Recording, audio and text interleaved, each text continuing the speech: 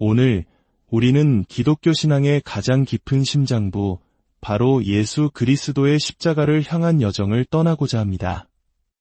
이 시간은 단순한 지식 전달을 넘어 우리 각자의 삶과 신앙을 되돌아보는 깊은 묵상의 시간이 될 것입니다. 오늘 나누는 이야기가 여러분의 마음에 깊은 울림을 준다면 하나님의 은혜를 나누는 마음으로 이 영상을 주변에 공유해 주십시오. 여러분의 나눔을 통해 더 많은 이들이 십자가의 참된 의미를 발견하게 될 것입니다. 이 말씀을 듣는 모든 분들 위해 하나님의 평강과 축복이 함께하기를 기도합니다. 우리 대부분은 예수님의 십자가에 대해 오랫동안 들어왔습니다. 어릴 적부터 교회에서 성경 공부를 통해 수많은 설교를 통해 우리는 예수님께서 우리 죄를 위해 돌아가셨다는 사실을 배웠습니다. 그 사랑에 감격하고 눈물 흘렸던 기억도 있을 것입니다. 그 기본적인 진리는 결코 변하지 않으며 우리 신앙의 가장 중요한 반석입니다. 하지만 혹시 우리가 십자가의 의미를 너무 좁게 어쩌면 조금은 왜곡된 시각으로 이해해오지는 않았을까요? 마치 거대한 산의 한쪽 비탈만 보고 산 전체를 안다고 생각하는 것처럼 말입니다. 신약 성경의 저자들에게 십자가는 단순히 우리가 어떻게 구원받고 천국에 가는가에 대한 해답 그 이상이었습니다. 그것은 온 세상을 뒤바꾼 왕의 혁명이 시작된 날이었습니다. 오늘 우리는 성경 전체를 아우르는 거대한 이야기의 맥락 속에서 십자가 사건을 다시 조명해보고자 합니다. 이 새로운 관점은 우리가 오늘날 마주한 수많은 사회적, 문화적 문제들 속에서 왕의 혁명에 속한 백성으로서 어떻게 살아가야 할지에 대한 깊은 통찰을 줄 것입니다. 흥미롭게도 속죄에 관한 대부분의 신학 서적들은 복음서를 깊이 다루지 않습니다. 반대로 복음서에 대한 책들은 속죄 신학을 비중 있게 다루지 않는 경향이 있습니다. 그러나 바로 여기에 가장 큰 단서가 숨어 있습니다. 네 복음서 모두에서 예수님은 자신의 마지막 사역의 무대로 유월절을 선택하셨습니다. 그분은 유월절에 예루살렘 성전 권력의 중심부로 들어가셨고 그 행동이 어떤 결과를 낳을지 분명히 알고 계셨습니다. 왜 하필 유월절이었을까요? 초막절도 아니고 속죄일도 아니었습니다. 그것은 예수님께서 자신의 소명을 이스라엘이 오랫동안 갈망해온 새로운 출애굽을 단번에 성취하는 것으로 이해하셨기 때문입니다. 따라서 신약 성경에서 유월절의 상징은 단순히 속죄 이론을 꾸미는 장식이 아닙니다. 그것은 십자가 사건의 살과 피, 바로 그 본질 자체입니다. 이 거대한 이야기의 문을 열기 위해 요한복음 13장에 기록된 한 장면으로 들어가 보겠습니다. 바로 제자들의 발을 씻기시는 장면입니다. 이 짧은 장면 속에는 너무나도 다정하고 감동적이면서 동시에 두렵고 위험하기까지 한 깊은 신학이 담겨 있습니다. 요한은 복음서의 시작에서 창조의 말씀이 육신이 되어 우리 가운데 거하시며 하나님의 영광을 드러내셨다고 선포했습니다. 그리고 이제 복음서의 후반부를 시작하며 그는 똑같은 메시지를 담은 하나의 행동 비유, 즉 발을 씻기시는 장면을 보여줍니다. 예수님은 겉옷을 벗고 무릎을 꿇어 제자들의 발을 씻기십니다. 이 행위는 앞으로 다가올 모든 일, 즉 신적인 겸손, 사랑의 구속, 섬김을 위한 정결케 하심을 압축적으로 보여줍니다.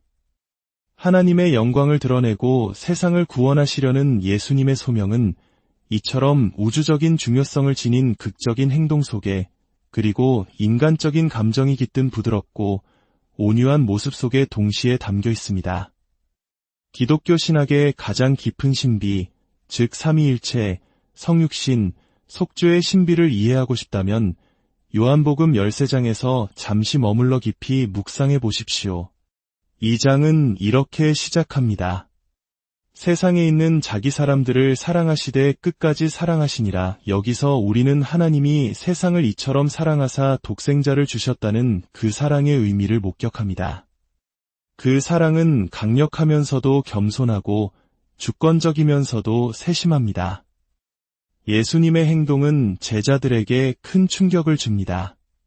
베드로는 주님, 절대로 제 발을 씻기실 수 없습니다 라며 반발합니다. 그러나 예수님은 말씀하십니다. 내가 너를 씻어주지 아니하면 내가 나와 상관이 없느니라. 이 말씀에 베드로는 또다시 극단적으로 반응합니다. 그렇다면 제 발뿐만 아니라 손과 머리도 씻어주십시오. 예수님은 그를 진정시키며 말씀하십니다. 이미 목욕한 자는 발밖에 씻을 필요가 없느니라. 온 몸이 깨끗하니라. 이 모든 대화와 행동은 앞으로 다가올 위대한 구원의 행동을 가리킵니다. 수세기 동안 쌓여온 세상의 모든 더러움과 죄악이 십자가에서 흘러나올 물과 피의 급류에 씻겨 나갈 것을 예표하는 것입니다. 예수님은 다시 옷을 입으시고 그 행동의 1차적인 의미를 설명하십니다. 내가 너희에게 행한 것 같이 너희도 행하게 하려 하여 본을 보였노라. 이는 십자가 신학이 결국 제자들의 발 씻기는 사명, 열매 맺는 사명, 세상을 변화시키는 사명으로 이어져야만 완성된다는 것을 보여줍니다. 십자가의 은혜는 과거에 머무는 것이 아니라 오늘 우리의 삶을 통해 흘러가야 합니다. 그런데 요한은 이 상징적인 행동의 장면에 왜 이 모든 일이 필요한지를 설명하는 어두운 실 한 가닥을 교묘하게 엮어 넣습니다. 바로 사탄이 이미 유다의 마음에 예수를 팔려는 생각을 넣었다는 구절입니다. 여기서 사탄, 즉 고발자는 예수님의 공생애 내내 그분의 발자취를 쫓아다니던 어두운 세력을 의미합니다. 마치 반지의 제왕에서 프로도가 운명의 여정을 가는 동안 골룸이 결코 멀리 떨어져 있지 않은 것처럼 말입니다. 사탄이 단순히 유다를 유혹하여 악한 일을 저지르게 했다는 차원을 넘어섭니다. 고발자인 사탄은 유다를 통해 예수님을 재판정에 세우고 그분을 고발하여 죽음에 이르게 하려고 역사하고 있는 것입니다. 세상의 모든 증오와 수치, 반창조적인 악의 세력, 폭정과 악의, 비웃음과 거짓이 하나로 뭉쳐 육신을 입은 말씀, 사랑과 지혜의 창조주를 구현한 살아있는 현존에게 그 치명적인 빛을 집중하고 있습니다. 그리고 예수님의 사랑은 그 어둠을 더욱 짙게 만듭니다.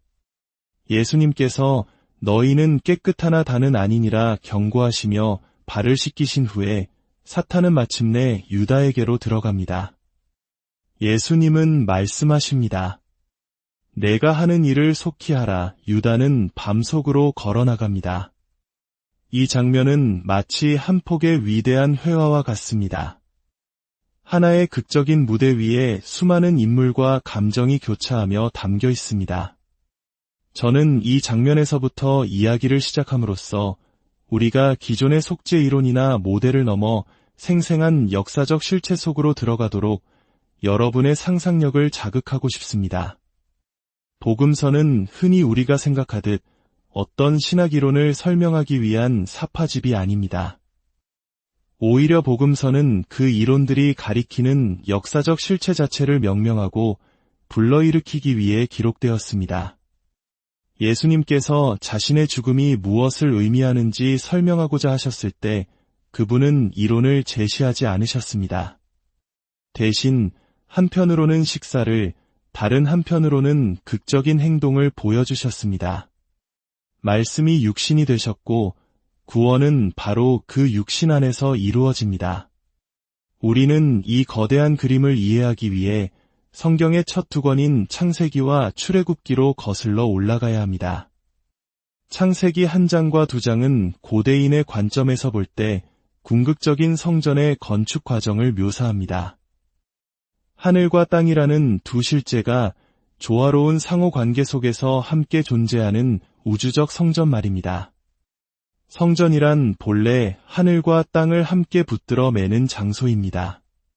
7일간의 창조 과정은 건축주이신 하나님께서 들어오셔서 안식하실 성전을 짓는 7단계와 같습니다. 그리고 이 성전의 마지막, 여섯째 날에 창조된 요소가 바로 하나님의 형상 즉 인간입니다. 고대 세계에서 신전을 지을 때 마지막 순서는 그 안에 신의 형상을 안치하는 것이었습니다.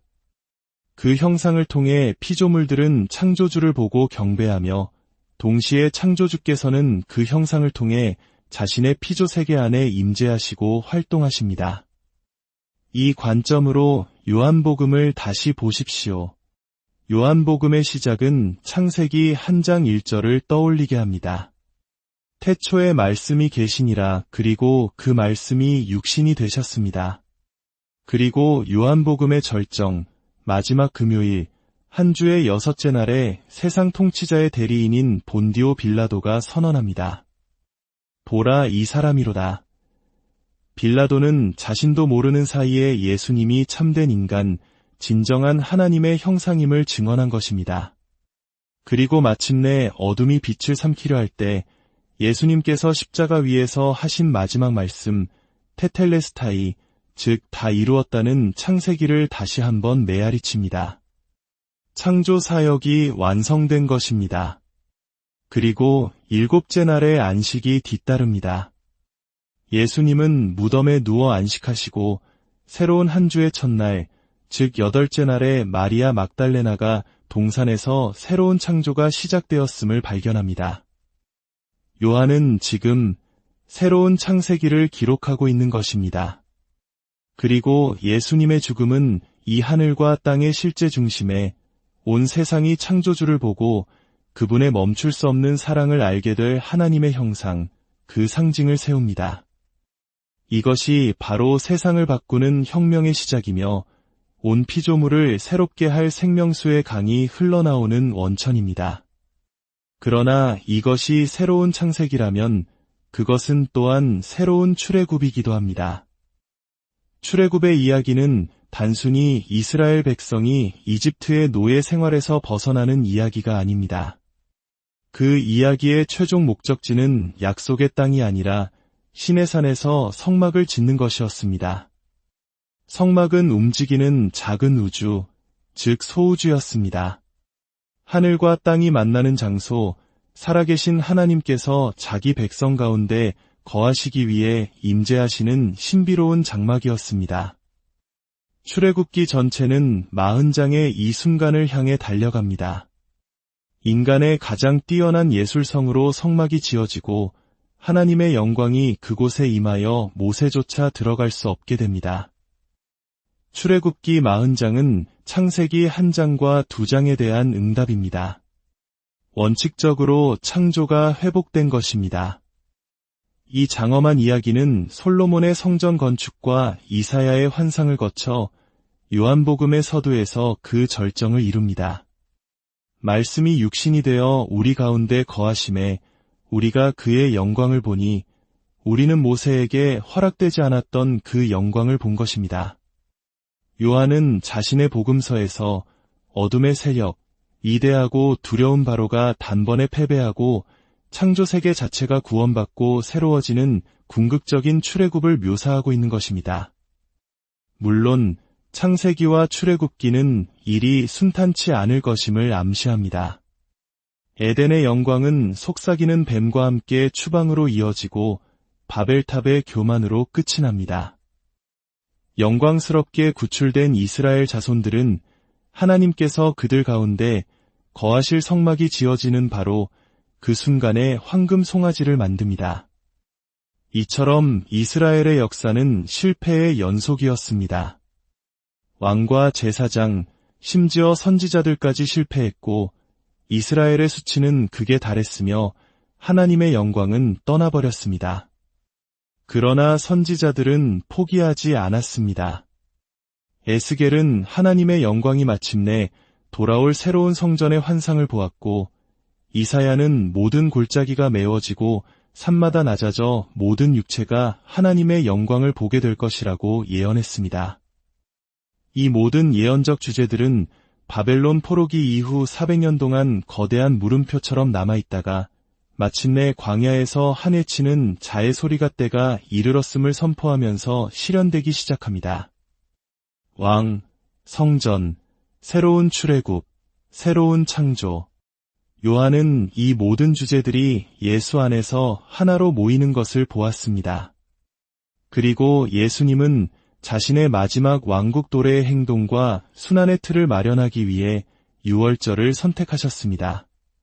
그분의 왕의 혁명을 시작하기 위해서 말입니다. 그렇다면 그 혁명의 적은 누구였을까요? 바벨탑은 무너져야 했고 바로는 타도되어야 했습니다. 바빌론과 그 신들은 정복되어야 했습니다.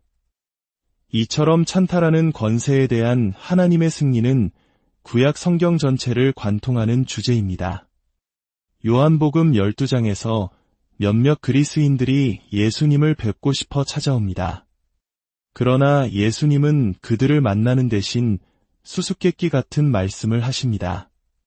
인자가 영광을 얻을 때가 왔도다. 한 알의 밀이 땅에 떨어져 죽지 아니하면 한 알 그대로 있고 죽으면 많은 열매를 맺느니라. 이것이 그리스인들의 요청과 무슨 상관이 있을까요? 예수님은 눈앞의 요청 넘어 궁극적인 목적을 바라보고 계셨습니다. 이방 세계와 유대 세계 모두를 사로잡고 있는 어둠의 권세, 이 세상의 통치자가 있었습니다. 예수님은 말씀하십니다. 이제 이 세상에 대한 심판이 이르렀으니 이 세상의 임금이 쫓겨나리라. 내가 땅에서 들리면 모든 사람을 내게로 이끌겠노라. 이것이 바로 대답입니다. 예수님의 죽음은 유대인과 이방인 모두를 사로잡고 있던 권세를 무너뜨리는 수단이 될 것입니다. 그 어떤 세상의 권력도 상상하지 못했던 더 큰 힘, 바로 자기 사람들을 끝까지 사랑하시는 왕의 사랑이라는 혁명적인 힘으로 말입니다. 그 후에야 비로소 그리스인들이 주님께 나아올 길이 열릴 것입니다. 요한복음에서 예수님이 죽으시기 전까지 일어날 수 없는 두 가지 일이 있습니다. 첫째는 7장에서 성령이 세상에 부어질 수 없다는 것입니다.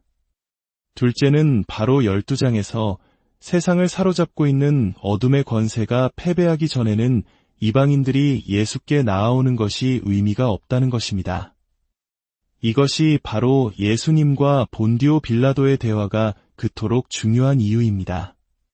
빌라도는 진리가 무엇이냐 고 묻지만 그가 아는 유일한 진리는 힘, 즉 권력이었기 때문에 진리를 알지 못합니다. 오늘날 우리 주변에서도 익숙하게 들리는 말 아닙니까? 예수님은 모든 권세는 위로부터 온다고 말씀하십니다. 그러나 예수님이 설명하지 않으신 것이 있습니다. 궁극적인 권세, 혁명적인 권세는 발을 씻기는 권세, 6월절의 권세, 급진적이고 변화를 일으키는 사랑의 권세라는 사실입니다. 그리고 십자가 위에서 그 사랑은 강력하게 역사하기 시작합니다. 테텔레스타이, 다 이루었다. 새로운 성막, 새로운 창조가 낡은 것의 잔해 속에서 구출되었습니다. 6월절 어린 양이신 왕을 통해서 말입니다. 새로운 출애굽, 진정한 포로 귀환, 시온으로의 하나님 귀환, 메시아의 즉위, 제사장의 사역 완성, 혁명의 성취, 창조 세계 자체의 구속과 치유, 회복과 용서가 이루어진 것입니다. 사랑하는 여러분, 이 거대한 성경적 서사를 이해하지 않고서는 결코 속죄 신학을 제대로 세울 수 없습니다. 메시아께서 성경대로 우리 죄를 위하여 죽으셨다는 것이 무엇을 의미하는지 알아야 합니다. 그러나 서구 기독교 전통은 종종 다른 방식으로 속죄를 설명하려 했습니다. 우리는 이스라엘의 성경을 다른 곳에서 가져온 구원 이야기에 끼워 맞추기 위한 예언 인용구 모음집으로 축소시켜 버렸습니다. 우리는 세 가지 중대한 실수를 저질렀습니다. 첫째, 우리는 종말론을 플라토나했습니다. 이는 그리스 철학자 플라톤의 영향으로 기독교 신앙의 목표가 죽어서 우리의 영혼이 이 육적인 세상을 떠나 영적인 천국으로 가는 것이라고 가정하는 것입니다. 그러나 신약 성경의 희망은 영혼이 하늘로 올라가는 것이 아니라 새 예루살렘이 하늘에서 이 땅으로 내려오는 것입니다. 광야의 성막에서 이미 상징되었던 새로운 창조에 대한 희망입니다. 우리가 성전 신학을 제대로 이해하지 못했던 것도 당연합니다. 둘째, 우리는 인간론을 도덕주의화했습니다. 신앙의 목표가 단지 천국 가는 것이라고 생각하게 되면 하나님의 형상으로서 세상을 다스리고 왕같은 제사장으로서 피조세계의 찬양을 하나님께 올려드리는 인간의 장엄한 소명은 그저 죄 짓지 않는 착한 사람이 되는 것으로 축소됩니다. 물론 도덕은 중요합니다. 하지만 그것은 우리가 하나님의 형상이라는 더 큰 소명의 부산물일 뿐입니다. 우리가 도덕에만 집중하게 되면 창조와 새 창조라는 거대한 드라마는 나와 나의 죄, 그리고 하나님이 그것을 어떻게 해결하실 것인가라는 자기중심적인 연극으로 전락하고 맙니다. 성경에서 궁극적으로 중요한 문제는 죄가 아니라 우상숭배입니다. 잘못된 대상을 향한 예배, 그것이 죄를 낳는 근원입니다. 우리가 우상을 숭배할 때 우리는 본래 하나님의 형상으로서 우리가 행사해야 할 힘과 권위를 그 우상들에게 넘겨주게 됩니다. 이것이 바로 오늘날 우리 사회를 병들게 하는 물질주의, 성공주의와 같은 현대적 우상들의 실체입니다. 셋째, 그 결과 우리는 구원론을 이교화할 위험에 처했습니다. 분노한 신, 무고한 희생양, 신의 진노를 피하기 위해 누군가가 대신 죽는다는 식의 이야기는 고대 유대 세계가 아닌 고대 이교 세계에서 흔히 발견되는 서사입니다. 물론 어떤 설교자도 이렇게 노골적으로 복음을 전하지는 않을 것입니다. 모두들 예수님의 죽음이 하나님의 사랑의 행위라고 말할 것입니다. 그러나 수많은 세대 동안 교회 안에 사람들이 들어온 이야기는 하나님이 세상을 이처럼 미워하사 독생자를 죽이셨다는 왜곡된 메시지였습니다. 성경적인 형벌대속의 진리는 이런 이교적 틀 안에 있지 않습니다. 그 진리는 로마서 8장과 같은 본문에서 발견됩니다.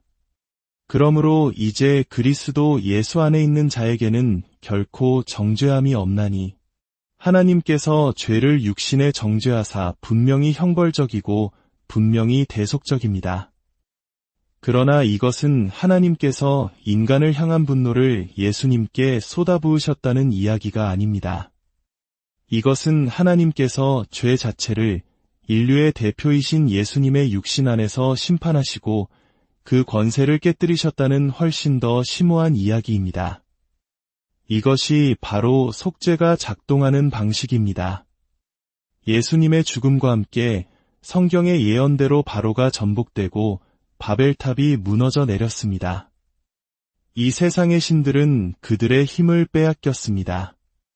왜냐하면 예수님께서 이스라엘을 대표하고 그럼으로써 전 인류를 대표하시며 동시에 창조주 하나님 자신을 대표하고 구현하시면서 모든 육체를 짓누르던 악의 무게를 친히 짊어지셨기 때문입니다. 이제는 너희의 때여 어둠의 권세로다.